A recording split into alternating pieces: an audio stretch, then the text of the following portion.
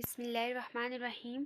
आज का हमारा टॉपिक है प्रोकैरियोट्स एंड यूकैरियोट्स और आज हम इसके स्ट्रक्चर और फंक्शन से रिलेटेड एमसीक्यूज करते हैं। फर्स्ट एमसीक्यूज है प्रोकैरियोट्स हैव क्रोमोसोम्स। प्रोकैरियोट्स में कितने क्रोमोसोम्स होते हैं? 1 क्रोमोसोम, सेवरल क्रोमोसोम्स, 2 क्रोमोसोम या नो क्रोमोसोम, कोई भी क्रोमोसोम नहीं होता।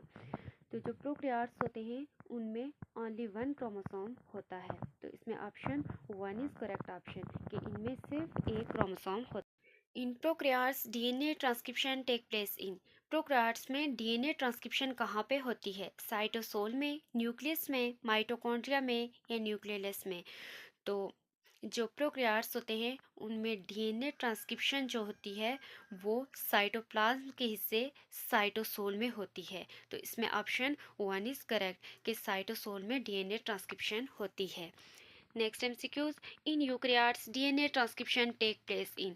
यूकैरियोट्स में डीएनए ट्रांसक्रिप्शन कहाँ पे होती है? साइटोप्लाज्म में, न्यूक्लियस में, माइटोकॉन्ड्रिया में या साइटोसोल में? तो जो यूकैरियोट्स होते हैं उनकी डीएनए ट्रांसक्रिप्शन जो होती है वो न्यूक्लियस में होती है। तो इसमें ऑप्शन 2 इज करेक्ट ऑप्शन कि न्यूक्लियस में डीएनए ट्रांसक्रिप्शन होती है। नेक्स्ट एमसीक्यूज है size of ribosome of prokaryotic cell is. जो प्रोकैरियोटिक सेल है उसके राइबोसोम का साइज कितना होता है? 60s, 40s, 70s या 80s? तो जो प्रोकैरियोटिक सेल होते हैं उनमें जो राइबोसोम्स होते हैं उनका साइज जो होता है वो स्मॉलर साइज होते हैं, तो 70s होते हैं। तो इसमें option 3 is correct option. Next MCQs है size of ribosomes of eukaryotic cell is.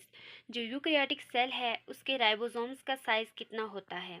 80s, 70s, 60s, 40s? तो इसमें ऑप्शन 1 इज करेक्ट कि 80s size of ribosomes of eukaryotic cell. Next MCQs prokaryotes reproduce bye.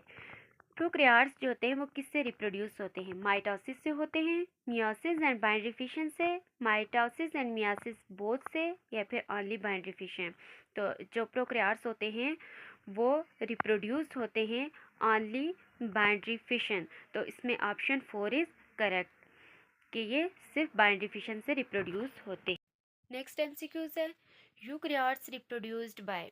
Eukaryotes किससे reproduction करते हैं? Mitosis and meiosis से, binary fission से या फिर ऑल? तो जो यूकैरियोट्स होते हैं वो माइटोसिस और मियोसिस दोनों से रिप्रोडक्शन करते हैं। तो इसमें option 1 is correct. Next MCQs है shape of DNA of eukaryotic cell is. जो यूकैरियोटिक सेल है उसके डीएनए की शेप कैसी होती है? सर्कुलर, लीनियर, बोथ या नन? तो इसमें ऑप्शन 2 इज करेक्ट ऑप्शन कि जो shape of DNA of eukaryotic cell जो होती है वो लीनियर होती है। Next MCQs flagellum of eukaryotes is made of. जो यूकैरियोट्स में फ्लैजिलम होता है वो किससे बना होता है? माइक्रोट्यूब्यूल से, प्रोटीन से, कार्बोहाइड्रेट से, लिपिड से? तो इसमें करेक्ट ऑप्शन है माइक्रोट्यूब्यूल्स, ऑप्शन 1 कि माइक्रोट्यूब्यूल से फ्लैजिलम बना होता है। नेक्स्ट एमसीक्यूज है flagellum of prokaryote is made up. जो प्रोकैरियोट्स में फ्लैजिलम होता है वो किस चीज़ से बना होता है? माइक्रोट्यूब्यूल से, प्रोटीन से, लिपिड से, कार्बोहाइड्रेट से? तो जो प्रोकैरियोट्स होते हैं उनमें जो फ्लैजिलम होता है वो बना होता है प्रोटीन से। तो इसमें ऑप्शन 2 इज करेक्ट कि प्रोटीन से इनका फ्लैजिलम बना होता है। Cell wall of bacteria is made up of. जो बैक्टीरिया में सेल वॉल होती है वो किससे बनी होती है? पॉलीसेकेराइड से, पेप्टिडोग्लाइकिन से, काइटिन से या सेल्यूलोज से? तो जो बैक्टीरिया में सेल वॉल होती है वो पेप्टिडोग्लाइकिन से बनी होती है। तो इसमें ऑप्शन 2 इज करेक्ट ऑप्शन कि पेप्टिडोग्लाइकिन की सेल वॉल में पाया जाता है। Which one is correct about the prokaryotes? Prokaryotes से मतलब कौन सा ऑप्शन इनमें करेक्ट है? Their ribosomes are smaller in size. इनके राइबोसोम्स का साइज छोटा होता है, ये करेक्ट है। नो हिस्टोन्स इन क्रोमोसोम्स, ये भी करेक्ट है कि इनके क्रोमोसोम्स में कोई भी हिस्टोन नहीं होता। Their plasma membrane lack the receptor, इनके प्लाज्मा मेम्ब्रेन में रिसेप्टर नहीं होता, ये भी करेक्ट है। तो इसमें ऑल ऑप्शन आता है कि इसमें ये सारे करेक्ट है।